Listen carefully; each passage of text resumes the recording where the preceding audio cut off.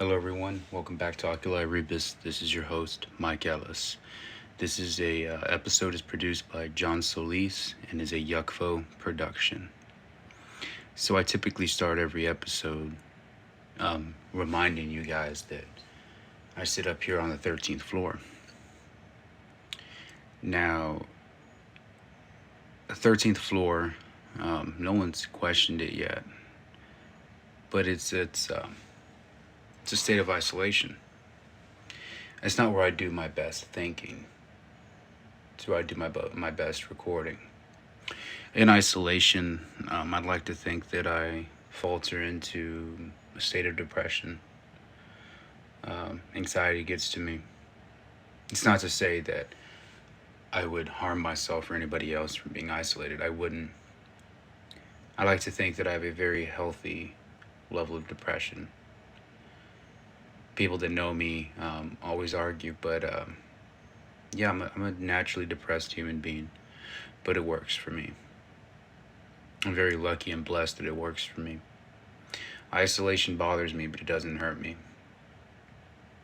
I would say that I'm closer to the 2% of the population that truly can work with.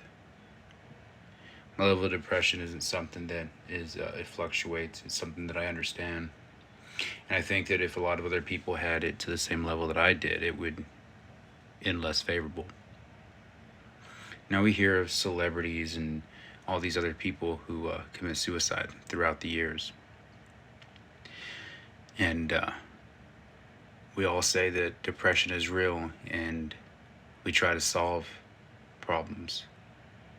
This episode is not about depression at all. It's about isolation. This episode is entitled The New SS, Q. Named the episode The New SS, Q.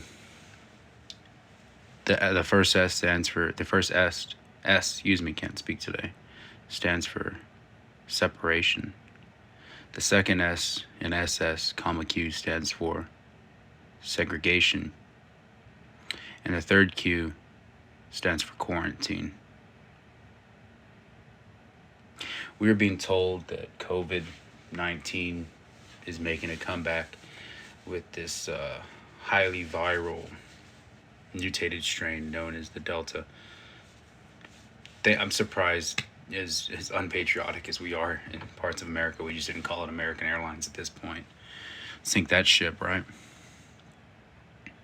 So we're on the course to another lockdown. Information's trickling out from the White House saying that Biden is in the process of trying to, not Biden himself, but the writers are trying to write something that is as somber and as eloquent as what George W. Bush said on the evening of 9/11. I find it weird that they would make that connection unless they're expecting us all to be heroes. I think that we could be facing a fallacy with that concept of being a hero. Do your part, stay inside. Is that like a Captain Planet thing? I don't know. But it scares me that we're so quick to try to go into another lockdown. I think the first lockdown was too little too late. And I think this one it's neither too little too late or too early to matter. We're looking at, I think I saw about 47% dual vaccination. And you have your people who don't want to get the vaccine. I've made my thoughts, I think, pretty obvious on it. Again, I'm not against it. I'm not a medical doctor to tell you that. But I looked up some stats. I want to talk about those stats a little bit before we get into the deeper meaning of this episode. From the Mayo Clinic, I always confuse that with the Hellman's Clinic, But I was wrong. Is that a cheap pun for, what is it, airplane? Probably, I don't know. Or was it Naked Gun? I can't remember what movie it was, but all right, let's look at some numbers. New York State, 2.5%. Alaska, 0.5. Texas 1.75, California 1.75, Florida 1.75, Mississippi 2.30. Now, you can go on the Mayo website and click through all 50 states, and you can get all these different numbers, and you're going to find out that by and large, most of them are under 2%. The 2% is the amount of people that have died in the past 7 days in relation to COVID. Now, we're being told that the hospitals are being overrun again. I go to a hospital daily. It's not being overrun here, which is also a hot spot. Not saying we're being lied to. Not saying that at all. Just saying it's a bit awkward. So the U.S. average from the Johns Hopkins website from start to now is 1.7% mortality. The world's average is 3.4%, I think. But you're taking into account smaller nations that got rocked real hard. But to the other side, you're looking at smaller nations that didn't get rocked very hard either. I think Denmark actually had pretty interesting numbers, if I remember correctly. So we're looking at going back into a lockdown. Again, Johns Hopkins has the average at 1.7%. From the inception of COVID-19 till today. The numbers that we're seeing now, if you listen to certain media, you will only believe that Texas and Florida are struggling right now, and that they're leading the way in hospitals and hospitalizations and death and everything like that, when the Mayo Clinic says it's 1.75 across the board. It is per 100,000, but last I checked, Texas, California, and Florida are pretty close together to make that number seem neglectable. Now, there's other places throughout America that are 0.5%, like Alaska. Very sparse, barren area. I think Idaho's really low too. Wyoming's low. There's plenty of places that are low. So here's where we're going to get into this. We're going to get into it before we get into it, if that makes any sense, right? So we've only been doing this podcast for a few months now. If I started this a few months after COVID-19, I'll tell you this, I was never afraid of COVID-19. It's something I can't control, so I'd be afraid of it. I know some of you guys are like, well, you could put a mask, get the vaccine, you can control it. We'll get to that in a minute. But it's something I really can't control. On the grand scheme of things, I can't control it. So I can't be afraid of it. At least that's my logic. But if you asked me, way back in the olden days, when this started, what my thought process, what my opinion, what my answer was, my answer would have been, be America. And what is that? You might ask. What is America? Well, people think that we're a democracy. And we're not, though. We're a democratic republic. So we have a federal government, and then we have 50 states, and then territories and all that fun jazz.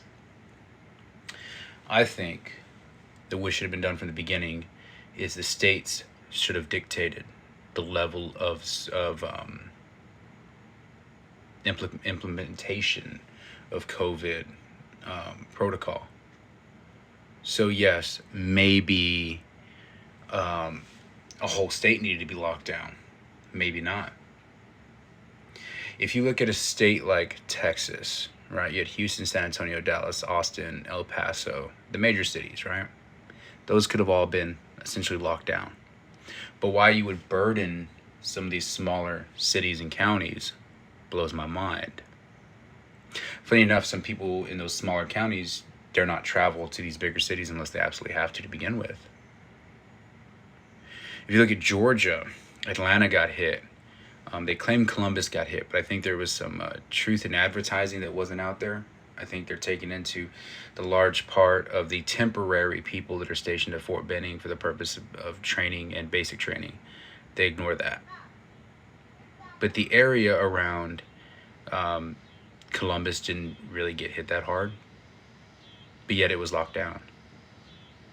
You look at California, you have LA, you have San Francisco, and a couple of other places down the valley. Those probably should have been locked down, but Eureka was probably okay to stay open. I think we should have balanced it better. We were too quick and too slow to do things. Don't even get me started on how Donald Trump was considered a racist, xenophobic for doing travel bans when that's what we have going on now under a different administration, but it's not racism now. Say that for a previous episode and another episode in the future.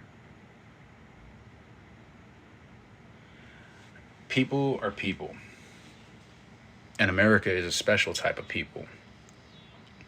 It's not this whole we're used to our freedoms or anything of the nature. It's more along the lines of we are too big. We're too big to be doing the small stuff. But you know who's not too small to do the small stuff? The cities, the counties, and in some cases the states. I 100% think that there was a political game that was at play. Not necessarily, well, I mean, don't even get me started on the politics of COVID. But I think a lot of these states that should have made the decisions, their governors that should have been talking with the mayors, they should have been making these decisions way back when, in 2020. Exiting 2019, entering 2020. They didn't. What did they do? They went to the federal government. Now, Republicans always talk about how they want small government, and Democrats claim they want small government, but policy shows otherwise. Now, here's an interesting thing. I know some states that your Republican states were very adamant about saying, fuck all this from the beginning, right? They stayed open and they continued to operate, and that was a burden they had to take. But then you look at some of these Democratic states, they passed the buck to the federal government. Said, we need your help. It wasn't that they needed the help. It was they needed a scapegoat. Think about this. Whatever Donald Trump said, no matter the level of success it had, well, if we did this instead, we would have been more successful. The president did this. We should have done this. Well, you could have done it. These are your cities. These are your states. These are your constituents that are dying. Said what I said, and I'll say it again. The cities and the states bear more of a burden than the federal government.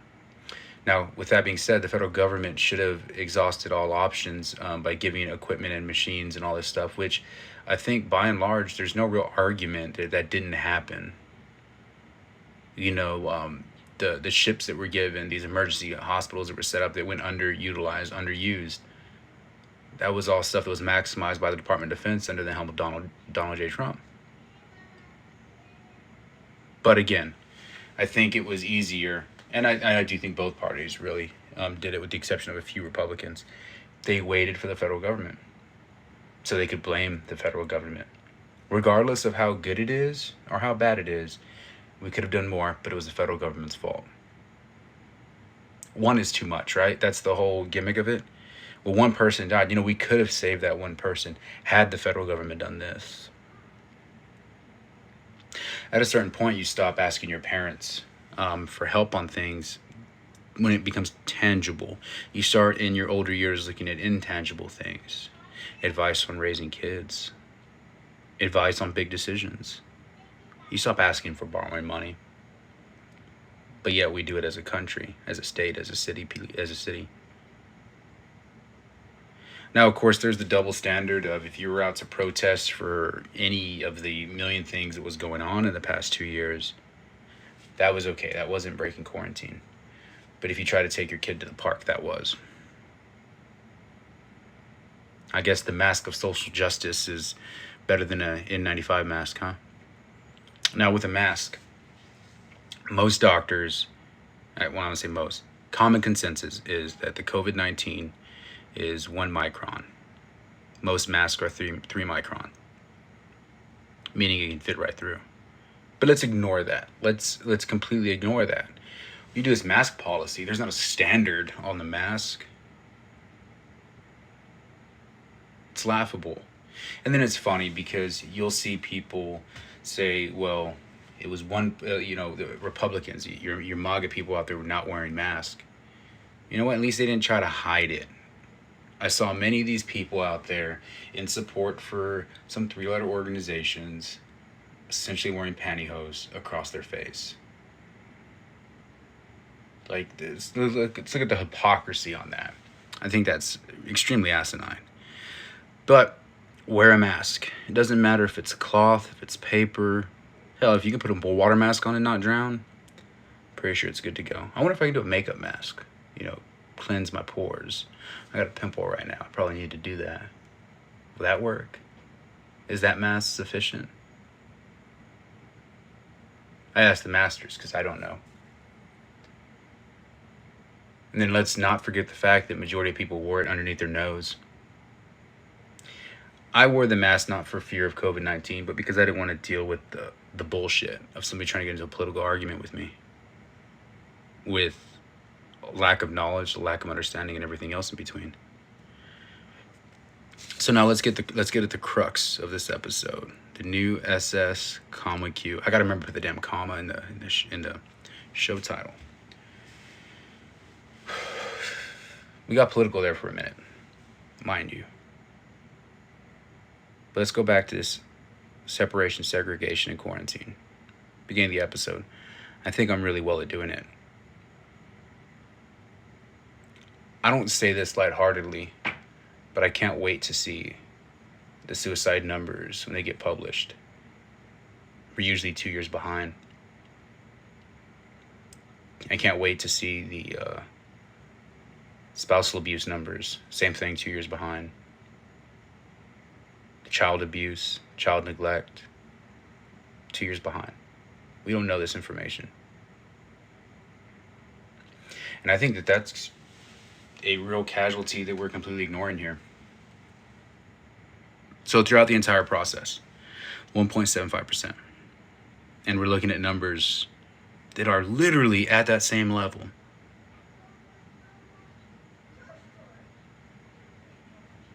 And we're considering lockdown again.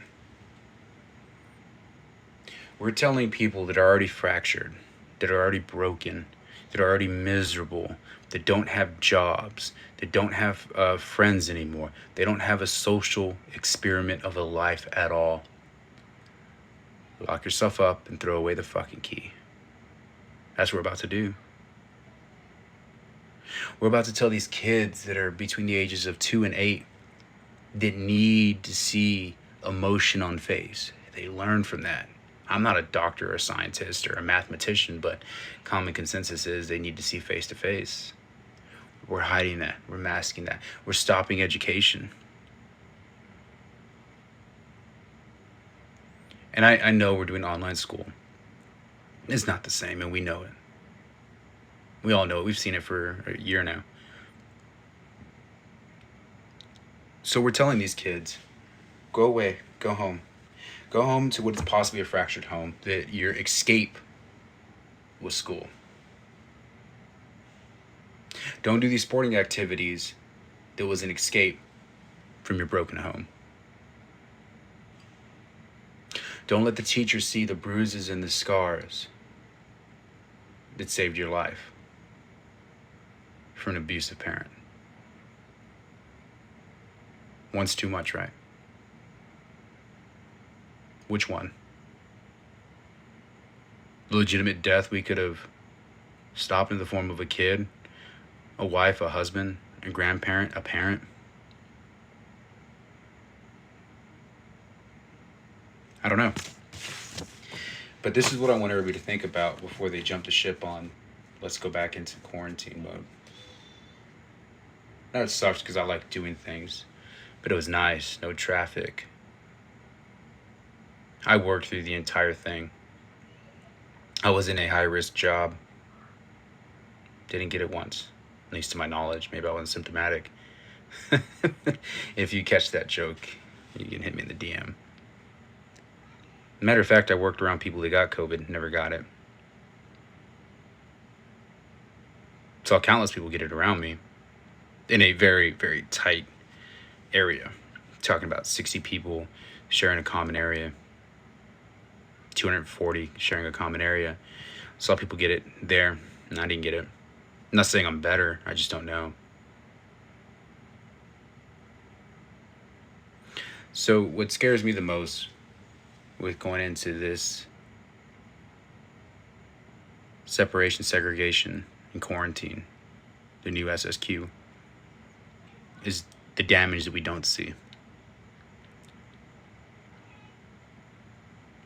I mean, look at these businesses that are never going to open again. And then throughout the entire process, you have this bullshit concept of people not getting paid enough. It's coming out of it. Get a better fucking job. I'll do an episode on that soon.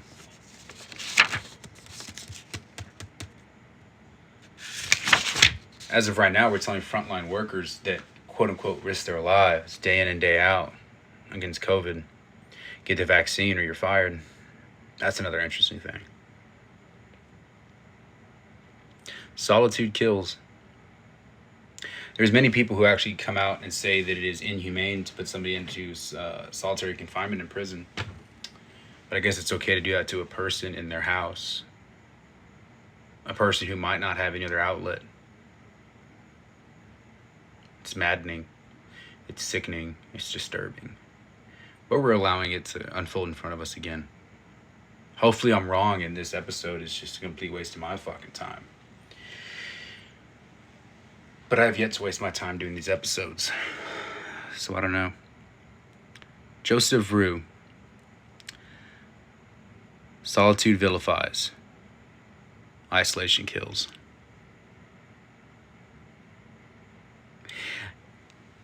There's times where I leave for work or I leave from home and I'm in that solitude confinement of my vehicle.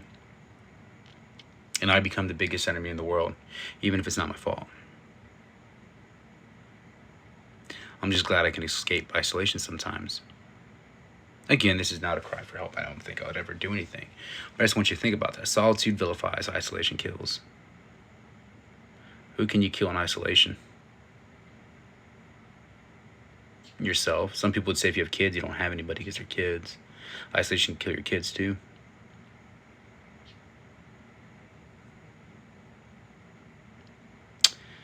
I forgot. Vern. Solitude and isolation are painful things and beyond human endurance. Now, there's a lot of people out there that are going to tell you they do their best thinking when they're alone. But how long do they think? How long are they alone? Now, I'm not doing this episode to scare anybody, and quite frankly, again, I don't know the stats, but I think we'll never know the stats of child abuse. We just won't. That never gets reported accurately. Suicide numbers, who knows, it might be COVID related. Again, I'm not a doctor, and I know people have lost people from COVID. Now this is going to be very offensive. Stop being unhealthy, fat fucking Americans. Look at that stat. Look at the number of people that have died of COVID that have lived unhealthy lives, that are not elderly.